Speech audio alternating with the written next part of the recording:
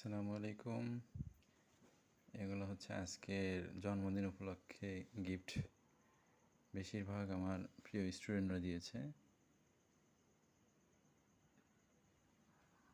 আসলে যতটা এক্সপেক্ট করেছিলাম তার চেয়ে অনেক বেশি পেয়েছি।